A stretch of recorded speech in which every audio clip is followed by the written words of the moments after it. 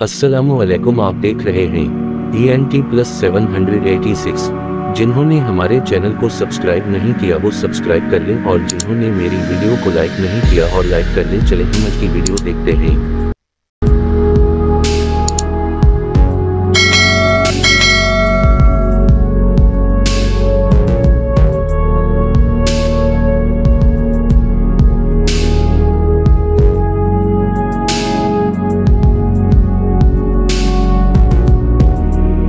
किस्त नंबर 3, सुल्तान जलालुद्दीन मोहम्मद ख्वारिज़्म शाह मुनबकरनी, शेख मोहम्मद हयात।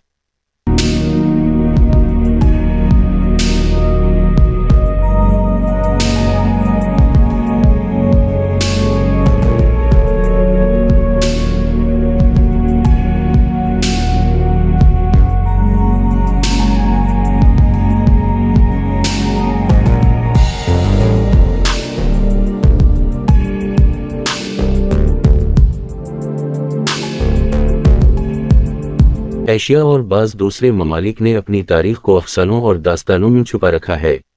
यही हाल वस्त एशिया की तारीख का है। यहाँ पहली आबादियों के लिए ये किस्सा बयान किया जाता है। हो सकता है कि किसी हद तक दुरुस्त भी हो। पहले ज़माने में यहाँ की नशीबी जगहों पर बड़ी बड़ी झीलें बन गई थीं। समरकंद से मुत्तसिल पहाड़ों से बर्फ पिघल कर नदी नालों की शक्ल इख्तियार करके इन झीलों को पानी से भर देती। ये झीलें मुर्गाबियों और मछलियों की कसरत की वजह से माही गिरों और शिकारियों की आमाजगा बन गईं। यहाँ दूर उफ्तादा तुर्किस्तान से आने वाले शिकारी आहिस्ता आहिस्ता उनके इर्द गिर्द आबाद होने शुरू हो गए। उनकी वजह से तरकमरूद, बरोनी, असतोनी और नूर के देहात आबाद हुए।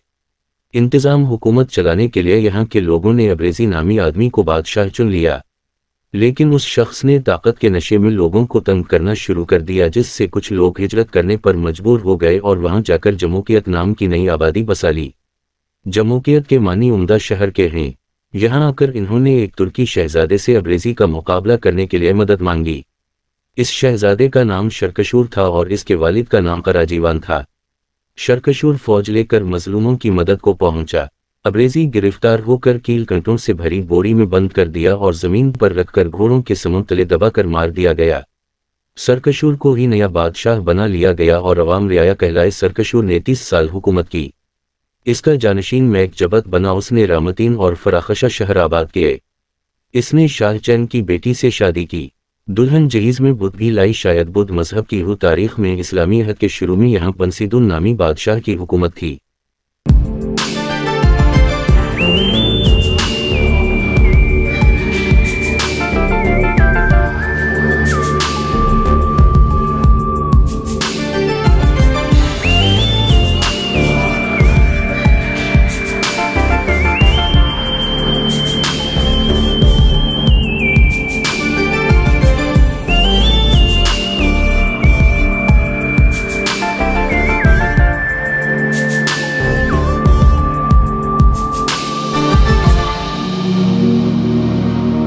इसने अफरासियाब के किला की मरम्मत करवाई थी। बाज़ के नज़दीक ये किला सियाउश ने बनवाया था। सियाउश कैकाउस का लड़का था। ईरान से भागकर वस्त एशिया आ गया था। अफरासियाब ने उसकी इज्जत की और अपनी लड़की इससे ब्याह दी। सियाउश को घोड़े का ख्याल था, चुनांचे बुखारा शहर की बुनियाद रखी। बंसीदून के बाद इसका बेटा तगशादी बादशाह बना, लेकिन हुकूमत का कारोबार उसकी मां चलाती थी। उसी ज़माने में अरब मुजाहिदीन इस इलाके में दाखिल हुए। मलका हर रोज़ तुलु आफ्ताब के बाद घोड़े पर सवार होकर किले से बाहर निकलती, फिर रेगिस्तान के दरवाजे पर आती और यहाँ महल में अफसरों के हल्का में तख्त पे बैठती, अदालत करती। इस वक्त 200 नौजवान सुनहरी पट्टियां बांधे तलवारें सोनत कर उसकी हिफाजत करते। उसी तरह हर कबीला के आदमी साल भर बारी बारी इस काम के लिए बुलाए जाते। तगशादे मलका के बाद तगशादे बादशाह बना। उसने इस्लाम कबूल करके इलाके में अरबों की बड़ी मदद की और अरबों की तरफ से वरदान तर्क का मुकाबला भी किया। उसने अपने लड़के का नाम कैतबा फातेह तुर्किस्तान के नाम पर कैतबा रखा। ये 782 में कत्ल हो गया। इसका लड़का नैनत तख्त नशीन हवा, लेकिन ये झूठे नबी मकना का परू हो गया, जिसकी वजह से फराखशनस कत्ल हुआ। इस खानदान के आखिरी शहजादे का नाम अबू इसहाक था। इसने अपनी कमजोरी के पेश नज़र अपनी जागीर असमील सामानी के पास 20,000 सालाना दिरहम के एवज पेंशन ले ली। आखिर 914 हमजा में फौत हो गया। ये इस खानदान का आखिरी शहजादा था। असमील से 20,000 दिरहम हासिल होते थे। इस पर असमील ने वो रकम बतौर पेंशन तजवीज़ की और इसहाक ने कबूल कर ली थी।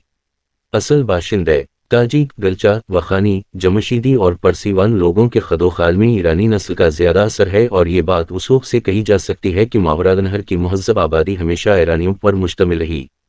खानी कोफ के मुताबिक सबसे खालिस नस्ल ताजिक है। सबसे कदीम वो इलाका था जो फरगाना की दाएं सरहद पर अखीकेत से बुखारा तक फैला हुआ था।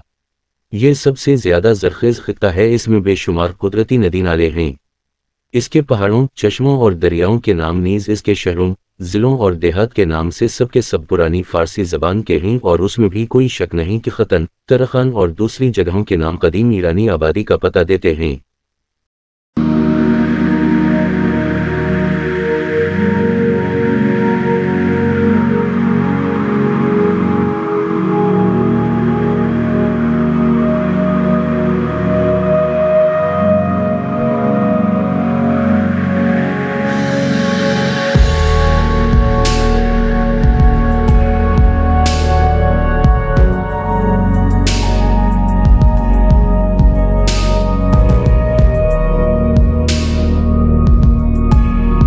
सौदागरों के रेशमी सामान के काफिले सासानी सल्तनत से गुजरा करते थे और मशरिकी रोमन सल्तनत तक जाते थे।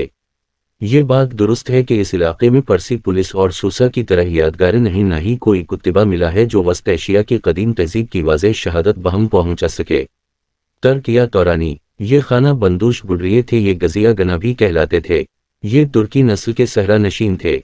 इन्होंने ही सुल्तान सिंजर को मौजूदा अनदखुई के करीब कैद कर रखा था। इन्होंने एक क़ियास के मुताबिक 700 काफ मीम में जिहों अबूर किया जो ईरान और तवरान की हद फासिल था। तरकाला दर्जे के सिपाही थे वो, जहां भी गए इन्होंने अपनी हुकूमतें कायम कर लीं। बर्रे सग़ीर के तकरीबन एक आध को छोड़कर तमाम मुस्लिम हुक्मरान तर्क थे। तरखानों का जिक्र भी आता है। उनकी हुकूमत समरकंद, बैकंद और फकंद में थी, लेकिन इस्लाम से पहले वस्त एशिया के तुर्कों के हालात बहुत कम मालूम हैं, क्योंकि मुसलमानों ने ही सबसे पहले वस्त एशिया में तारीख नवीसी की बुनियाद रखी। मज़ाहिब, तौरानियों का मजहब बुद्ध मत और ईरानियों का मजहब आतिश परस्ती था। इस इलाके में बुद्ध मत और आतिश परस्ती की नुज़ा सिर्फ मजहबी कशमकश न थी, बल्कि कौमों का मुकाबला भी था। तौरानी बुद्ध मजहब के हामी थे और जिन्हें ये मजहब शुरू से मिला था। दूसरी तरफ ईरानी कुदरती तौर पर अपने कौमी मजहब आतिश परस्ती की हिमायत करते थे। ईरानी नाम जिहों के को बुखारा का नाम तुर्कों ने ही दिया, जिसका मतलब मंगोली ज़बान में भी बुद्ध खानका या मंदिर है। उसी तरह आमू दरिया का नाम भी तुर्की है, आमू के मानी दरिया के हैं, बाद में जिहों रखा गया।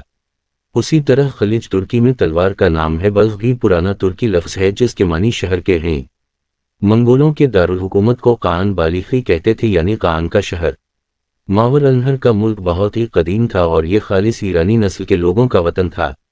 ये बात ईरानियों की कदीम तरीन यादगार किताब वंदीदार से साबित होता है। इसमें 16 कदीम जगहों के नाम दर्ज हैं।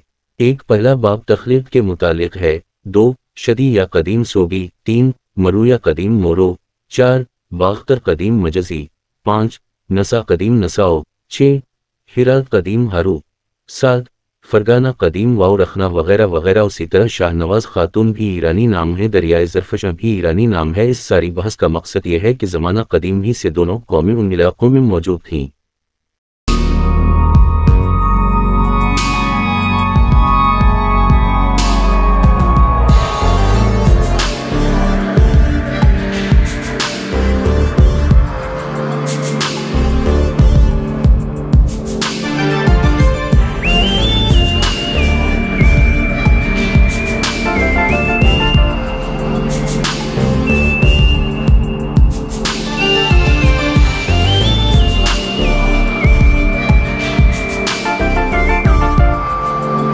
उनके इलाके ईरान और तवरान कहलाते थे।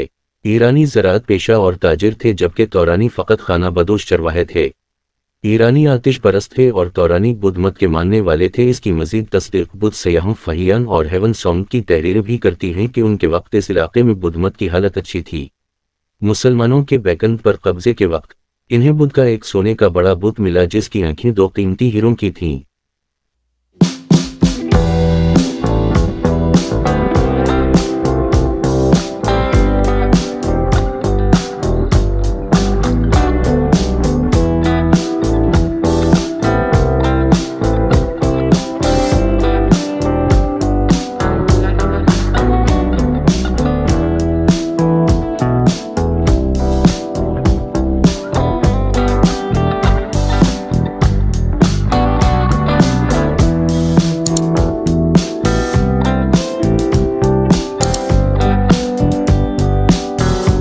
अपनी और अपनी फैमिली का ख्याल रखिएगा। फिर मिलेंगे। अल्लाह हाफिज।